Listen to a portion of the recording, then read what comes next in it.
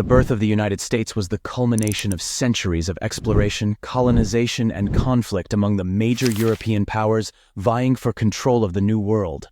Between the 15th and 18th centuries, European nations such as Spain, France, and Great Britain sought to expand their empires across the Americas, driven by the pursuit of land, resources, and strategic advantage. During this period, Great Britain gradually established its colonies along the Atlantic coast of North America. These colonies, stretching from New England to the Carolinas and Georgia, grew into thriving economic and cultural centers.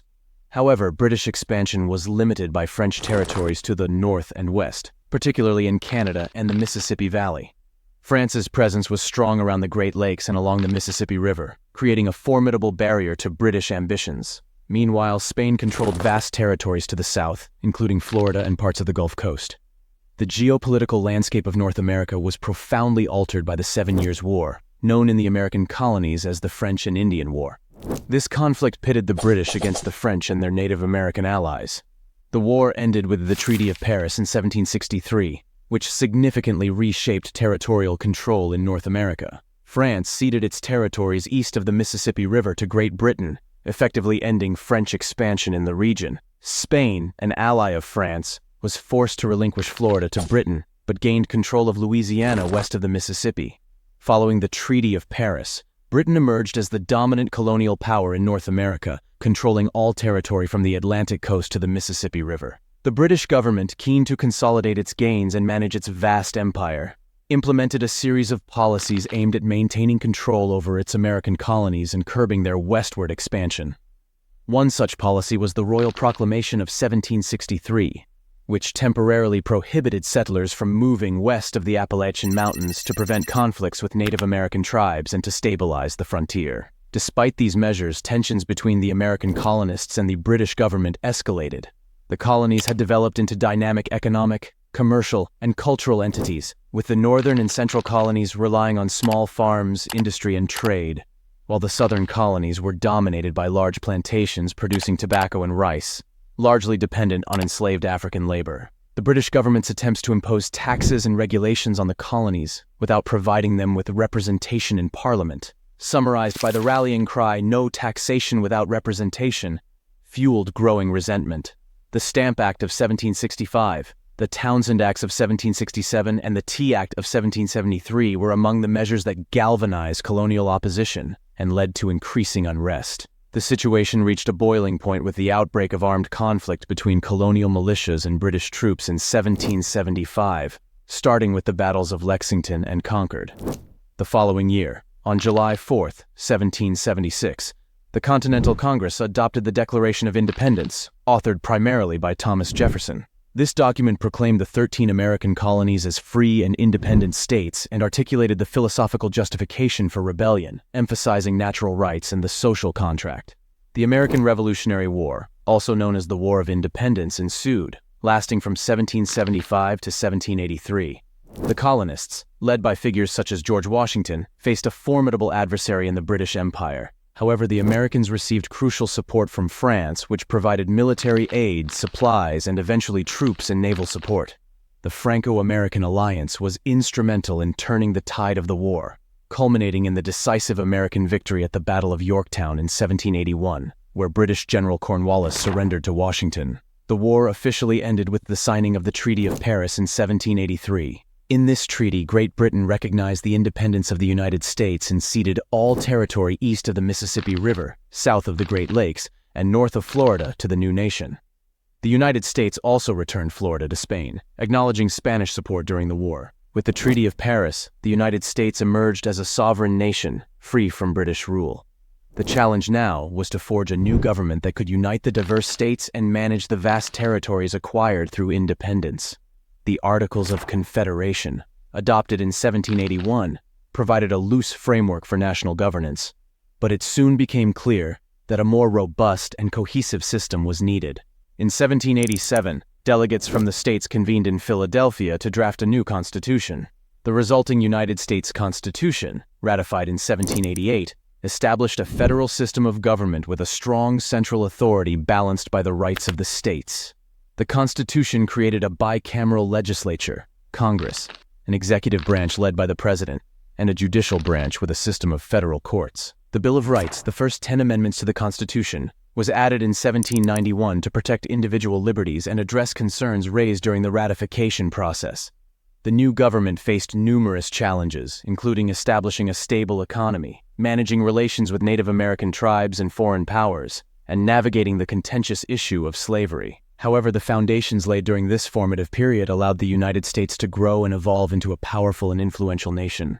The birth of the United States was a complex and transformative process, shaped by the interplay of European colonial ambitions, the resilience and determination of the American colonists, and the revolutionary ideals of liberty and self-governance. From the initial settlements along the Atlantic coast to the hard-won independence from Britain, the early history of the United States set the stage for the development of a nation founded on principles of democracy, freedom, and opportunity. The legacy of these formative years continues to influence the trajectory of the United States and its role in the world. The American War of Independence, also known as the Revolutionary War, was a pivotal conflict that lasted from 1775 to 1783, culminating in the birth of a new nation. The war was characterized by dramatic battles, strategic alliances, and the transformation of the 13 American colonies into the United States of America. The conflict between Great Britain and its American colonies had been brewing for years, fueled by a series of grievances and ideological shifts. The colonies, which had enjoyed a degree of autonomy, increasingly chafed under British attempts to exert greater control. Key issues included taxation without representation, restrictions on westward expansion, and various regulatory acts imposed by the British Parliament, such as the Stamp Act of 1765 and the Townshend Acts of 1767. The situation reached a critical point with the imposition of the Intolerable Acts in 1774, punitive measures aimed at quelling colonial dissent, particularly in Massachusetts. In response, colonial leaders convened the First Continental Congress, which petitioned King George III for redress of grievances while also preparing for potential armed conflict. The first military engagements of the war occurred in April 1775 at Lexington and Concord near Boston. These skirmishes marked the beginning of armed conflict between colonial militias and British troops. The fledgling Continental Army, under the leadership of George Washington, faced significant challenges in organizing and supplying its forces. The situation escalated dramatically on July 4, 1776, when the Continental Congress adopted the Declaration of Independence in Philadelphia. This document, primarily authored by Thomas Jefferson, proclaimed the colonies' separation from Britain and articulated the principles of individual liberty and self-governance. However, not all colonists supported the cause of independence. Many, known as Loyalists, remained loyal to the British Crown. Facing increasing hostility, significant numbers of Loyalists migrated to Canada, while others continued to support the British war effort from within the colonies. The war's early years saw significant battles and strategic maneuvers. In June 1775, the Battle of Bunker Hill demonstrated the colonists' resolve, despite ending in a British victory. The Continental Army, though initially outmatched, proved it could stand up to British regulars. Washington's leadership became crucial as he took command of the Continental Army and began fortifying positions around Boston. The Siege of Boston lasted from April 1775 until March 1776, when Washington's forces, bolstered by artillery captured at Fort Ticonderoga, forced the British to evacuate. This early success boosted American morale and established Washington's reputation as a capable leader. However, an early attempt to expand the war into Canada ended in failure. In late 1775, American forces led by Generals Richard Montgomery and Benedict Arnold launched an invasion of Quebec. The campaign aimed to bring Canadian colonists into the rebellion against Britain, but it faced logistical challenges and harsh winter conditions. The assault on Quebec City in December 1775 was repelled, and Montgomery was killed. The failed invasion highlighted the difficulties of extending the conflict into unfamiliar territory and the limits of American military capabilities at the time. The British, with their superior military forces, soon focused on New York. In the summer of 1776, they captured New York City, forcing Washington to retreat across New Jersey and into Pennsylvania. The Battle of Long Island in August 1776 was a significant defeat for the Continental Army, which narrowly escaped annihilation through a nighttime evacuation across the East River. Despite these setbacks, Washington's forces achieved crucial victories at Trenton and Princeton in late 1776 and early 1777. On December 25, 1776, Washington led a daring crossing of the Delaware River, surprising the Hessian garrison at Trenton. This victory, followed by a triumph at Princeton, boosted American morale and proved the resilience of the Continental Army. These successes also helped secure vital re-enlistments and new recruits for the Continental Army. The turning point came at the Battle of Saratoga. In 1777, the British aimed to isolate New England by controlling the Hudson River Valley. Their strategy involved a three-pronged attack. General John Burgoyne would advance south from Canada, General William Howe would move north from New York City, and a smaller force under Colonel Barry St. Leger would march east from Lake Ontario. However, the plan quickly unraveled due to poor coordination and logistical difficulties. Burgoyne's progress was halted at Saratoga, where American forces under General Horatio Gates achieved a decisive victory in October 1777. The battles of Saratoga, particularly the engagements at Freeman's Farm and Bemis Heights, saw significant American contributions from figures like Benedict Arnold and Daniel Morgan. Arnold, despite later infamy for his treason, played a crucial role in these battles, leading aggressive attacks that disrupted British formations. The American victory at Saratoga had significant diplomatic repercussions. It convinced France, which had been covertly supplying the Americans with arms and ammunition, to openly ally with the United States. In February 1778, the Treaty of Alliance was signed, bringing French military and financial support to the American cause. This alliance provided much-needed resources, naval power, and additional troops. Spain and the Netherlands also joined the war against Britain, further stretching British resources. The winter of 1777 to 1778 at Valley Forge was a severe test for Washington's army. Harsh weather, inadequate supplies, and disease took a heavy toll. However, the arrival of Baron Friedrich von Steuben, a Prussian military officer, brought much-needed discipline and training. Von Steuben's efforts transformed the Continental Army into a more effective fighting force. His training regimen, documented in the Blue Book, standardized drill procedures and improved the Army's overall efficiency and combat readiness. In 1780, the British shifted their focus to the southern colonies, hoping to rally Loyalist support. They achieved significant successes capturing Charleston, South Carolina in May 1780, after a lengthy siege. This was a major blow to American forces, resulting in the capture of over 5,000 Continental soldiers, one of the worst defeats of the war. The Southern campaign also galvanized local resistance and guerrilla warfare. Figures such as Francis Marion, the Swamp Fox, employed hit-and-run tactics to harass British forces. Marion's knowledge of the South Carolina swamps allowed him to launch surprise attacks and then disappear into the terrain, frustrating British commanders. The tide began to turn with several key battles. The Battle of Kings Mountain in October 1780 saw Patriot militia decisively defeat Loyalist forces, disrupting British plans in the region. The following year, General Nathaniel Greene took command of the Southern Continental Army. Greene's strategy of attrition, avoiding large-scale confrontations while targeting British supply lines, weakened British control. The Battle of Cowpens in January 1781 was a significant victory for Greene's subordinate, General Daniel Morgan. Employing a double envelopment tactic, Morgan's forces decisively defeated a British detachment led by Colonel Banastre Tarleton. This victory boosted American morale and disrupted British operations in the Carolinas. British General Charles Cornwallis, after failing to secure the Carolinas, moved his forces into Virginia in 1781. Establishing a base at Yorktown, Cornwallis awaited reinforcements and supplies. However, this decision would prove to be a critical mistake. Washington seized the opportunity to strike, coordinating with French General Rochambeau and the French fleet under Admiral de Grasse. Washington and Rochambeau marched their combined forces south from New York to Virginia, while de Grasse's fleet blockaded the Chesapeake Bay, preventing British naval support from reaching Cornwallis. The siege of Yorktown began in September 1781. American and French forces besieged the British positions, employing artillery and trench warfare to gradually encircle Cornwallis's army. The Franco-American artillery bombardment was relentless, causing significant damage to British fortifications and morale. On October 14, 1781, Allied forces launched a successful assault on the British redoubts, key defensive positions. This assault, led by Alexander Hamilton on the American side and a simultaneous French attack, breached British defenses and accelerated the siege's conclusion. After intense bombardment and trench warfare, Cornwallis surrendered on October 19, 1781. This defeat effectively ended major military operations in North America and forced the British government to negotiate peace.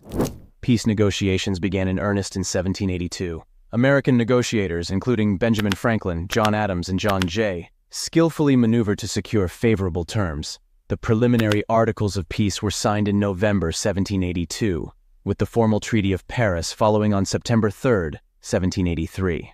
The Treaty of Paris recognized the independence of the United States and established its borders from the Atlantic Ocean to the Mississippi River and from Canada to Florida. Britain also ceded control of Florida back to Spain as part of the broader settlement. The treaty granted Americans fishing rights off the coast of Newfoundland and resolved various pre-war debts and the treatment of loyalists. The departure of the last British troops from New York City in November 1783 marked the end of British rule in the American colonies. The war had profound effects, not only on the American continent but also on the global balance of power, inspiring other colonial regions to seek independence. The successful conclusion of the War of Independence left the newly formed United States with significant challenges. The Articles of Confederation, adopted in 1781, provided a loose framework for national governance but proved inadequate for managing a unified country. The Articles established a weak central government, lacking the authority to levy taxes or regulate commerce effectively. Economic difficulties, interstate conflicts, and the need for a stronger central government led to the Constitutional Convention of 1787. The Constitutional Convention, held in Philadelphia, aimed to address the weaknesses of the Articles of Confederation. Delegates debated and ultimately crafted a new framework for governance. The resulting United States Constitution, ratified in 1788, established a federal system with checks and balances among the executive, legislative, and judicial branches. The addition of the Bill of Rights in 1791 addressed concerns about individual liberties and limited government power. These first 10 amendments to the Constitution guaranteed fundamental rights, such as freedom of speech, religion, and the press, as well as protections against arbitrary government actions. The American War of Independence was a complex and multifaceted conflict that reshaped the course of history. It was marked by strategic military campaigns, international alliances, and the determination of the American colonists to achieve self-governance. The war not only secured independence for the United States, but also laid the foundation for a nation built on democratic principles and the rule of law. The legacy of the Revolution continues to influence the United States and the broader world, exemplifying the enduring struggle for freedom and justice. The principles articulated in the Declaration of Independence and enshrined in the Constitution have inspired movements for democracy and human rights worldwide.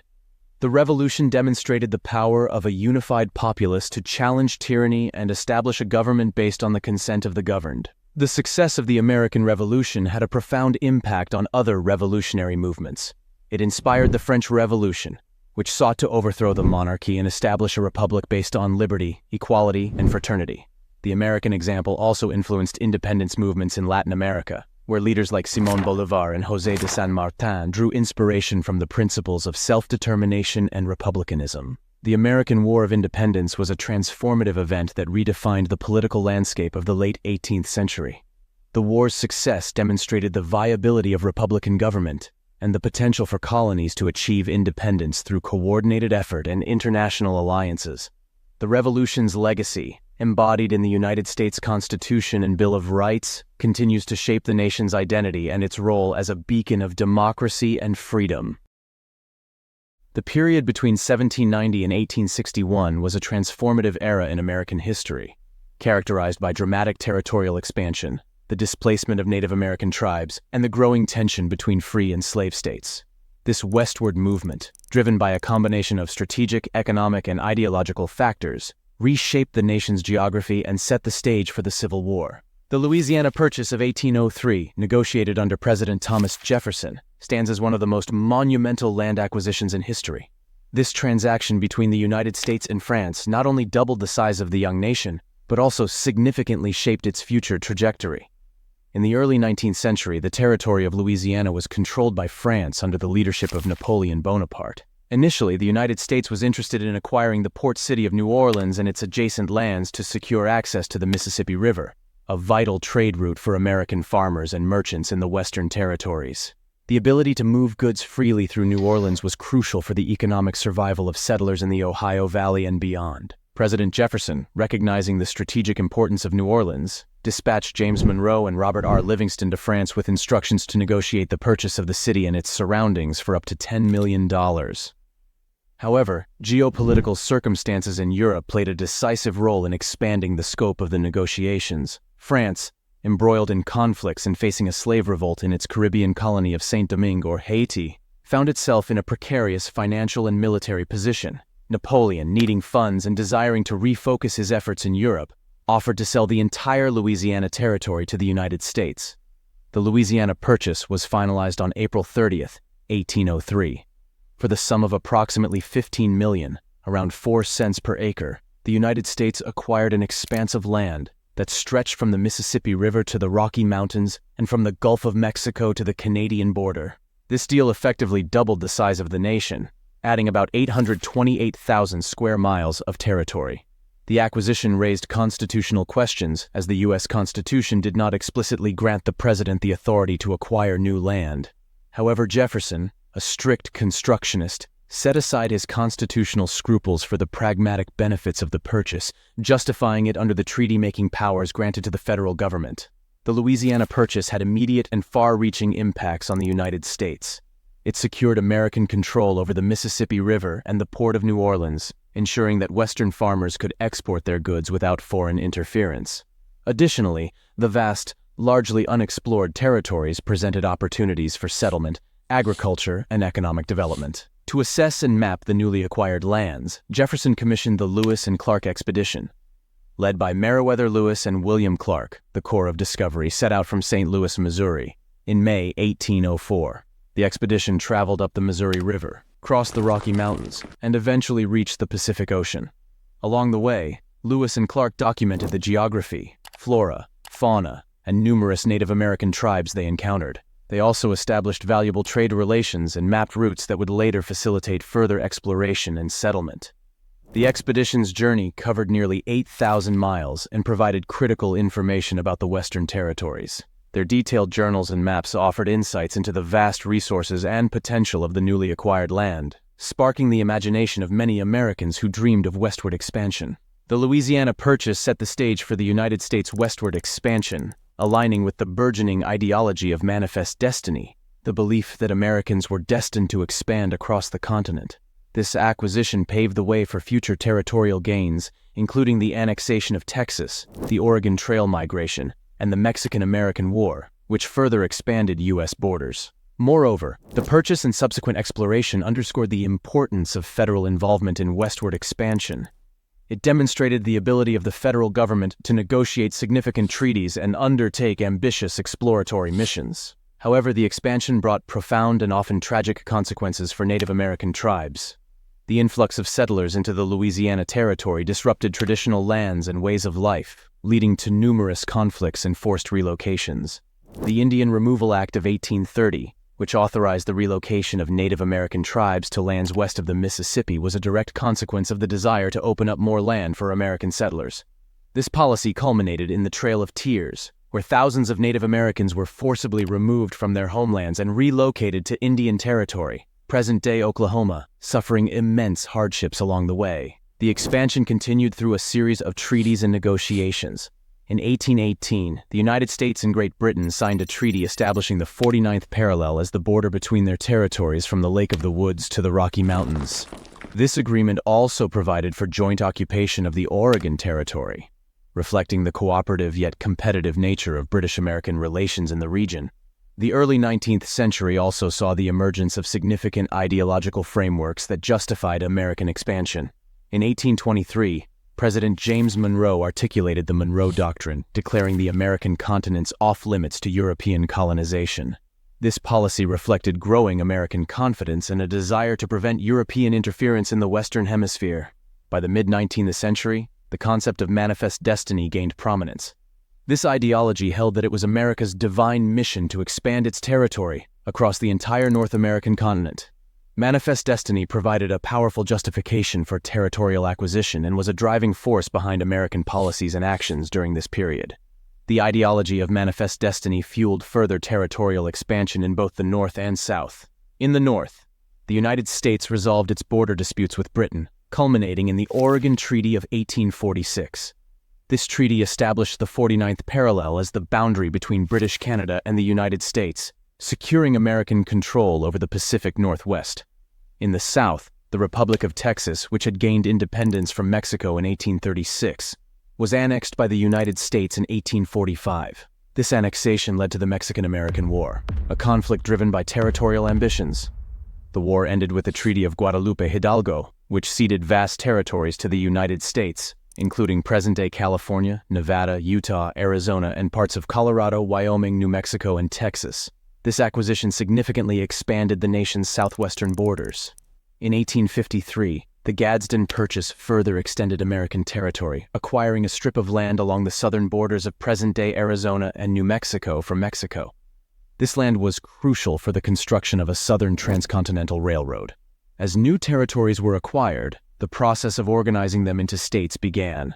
The number of states in the Union grew from 13 in 1790 to 24 by 1821, and to 34 by 1861. Each new state's admission to the Union raised critical questions about the balance of power between free and slave states. The Missouri Compromise of 1820 had established a precedent for maintaining this balance, admitting Missouri as a slave state and Maine as a free state, while prohibiting slavery north of the 36th parallel in the Louisiana Territory. However, the admission of California as a free state in 1850, following the discovery of gold and the ensuing gold rush, intensified sectional tensions.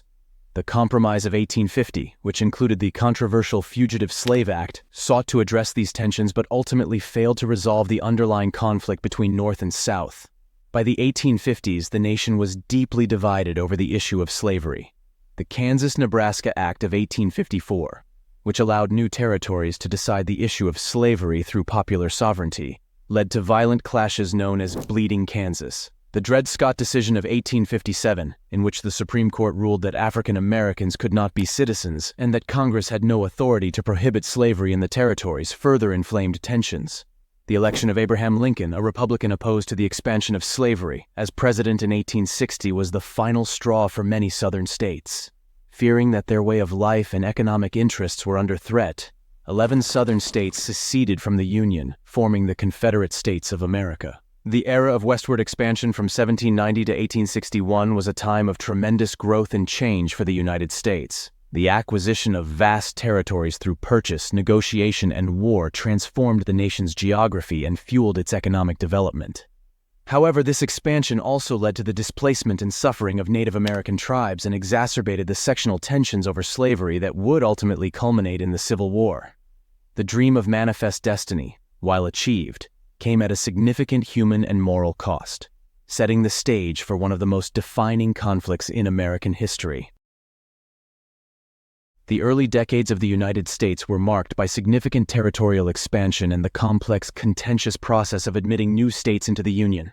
This period, from the late 18th century to the mid-19th century, saw the intersection of American growth with the divisive issue of slavery, setting the stage for the Civil War. Following the American Revolution and the subsequent achievement of independence, the 13 original colonies faced the challenge of integrating new territories into the Union.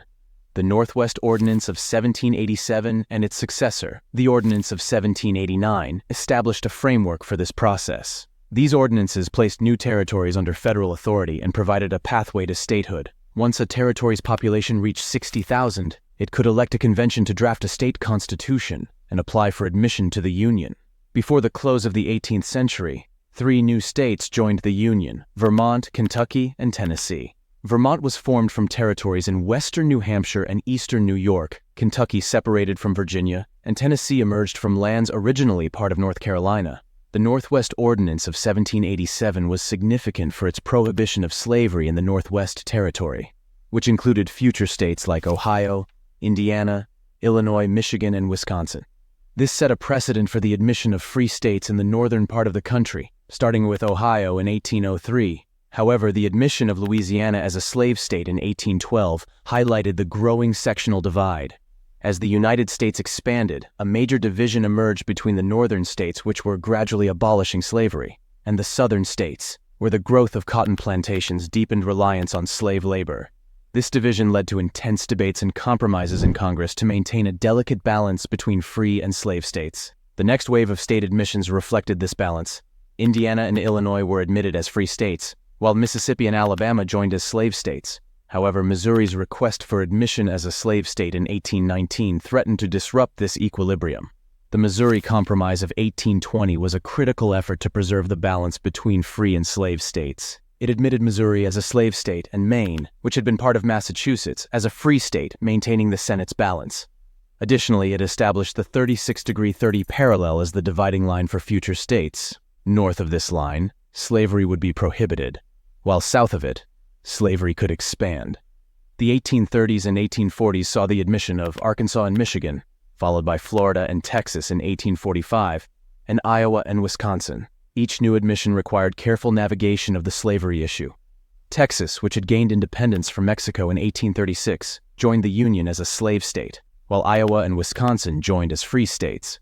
Western expansion continued to open new territories, many of which were less suited to plantation agriculture and, consequently, less inclined to adopt slavery. California's application for statehood in 1850, following the gold rush, sparked another significant crisis.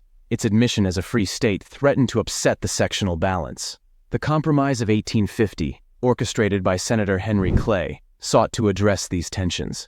It admitted California as a free state, included a stricter fugitive slave law, and allowed for popular sovereignty in the New Mexico and Utah territories, letting residents decide on slavery. However, the Kansas-Nebraska Act of 1854, proposed by Senator Stephen Douglas, effectively nullified the Missouri Compromise by allowing the residents of Kansas and Nebraska to choose whether to allow slavery.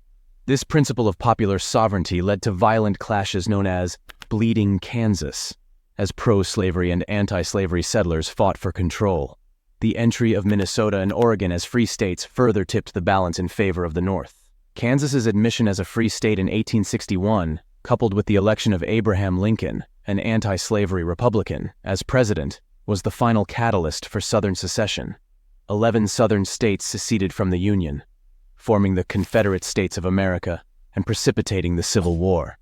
The process of admitting new states into the Union from 1790 to 1861 was deeply intertwined with the contentious issue of slavery. Each new state's admission required careful negotiation and compromise to maintain the balance of power between free and slave states. These tensions ultimately proved irreconcilable, leading to the secession of the Southern states and the outbreak of the Civil War.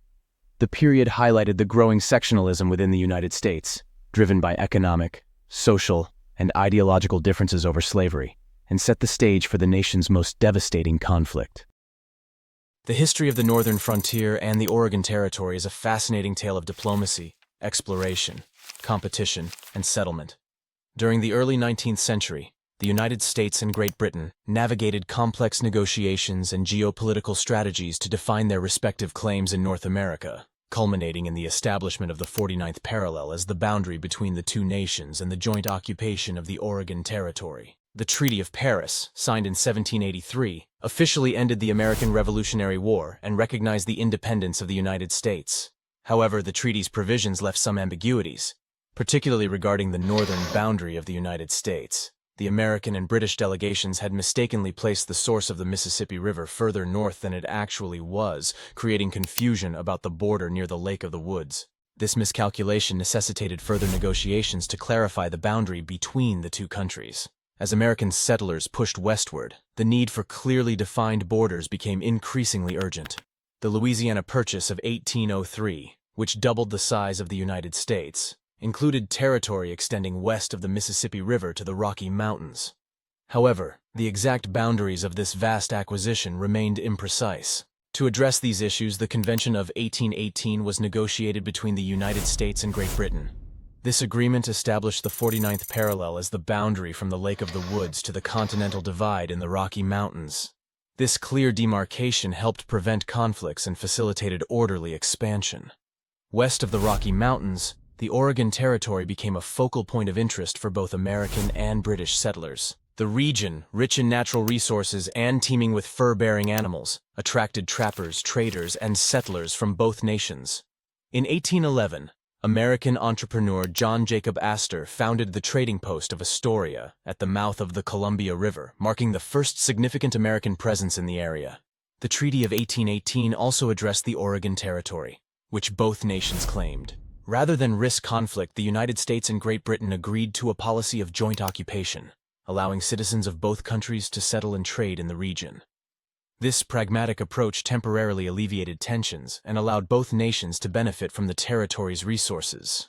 Throughout the 1820s and 1830s, the fur trade dominated the economic landscape of the Oregon Territory. The Hudson's Bay Company, a British enterprise, established a strong presence in the region, with trading posts and networks extending deep into the interior. However, by the 1840s, American settlers began arriving in significant numbers, driven by the promise of fertile land and a new life in the West. American settlers established trading posts and settlements primarily along the coast of Puget Sound and in the fertile Willamette Valley. These settlers, who soon outnumbered the British inhabitants, began to push for the formal incorporation of Oregon into the United States. Their call for annexation was bolstered by the ideology of manifest destiny, which held that Americans were destined to expand across the continent. The overland journey to the Oregon Territory became known as the Oregon Trail, a roughly 2,000-mile route from Missouri to the Willamette Valley. Thousands of pioneers traveled this arduous path in covered wagons, braving harsh conditions, disease, and the threat of attack. Despite the dangers, the promise of fertile farmland and a new beginning drew many to make the journey. The growing American presence in Oregon and the strategic importance of the region led to renewed negotiations between the United States and Great Britain. The two nations were determined to avoid conflict, but the stakes were high, especially concerning control of Puget Sound and Vancouver Island. These areas were crucial for their strategic harbors and resources.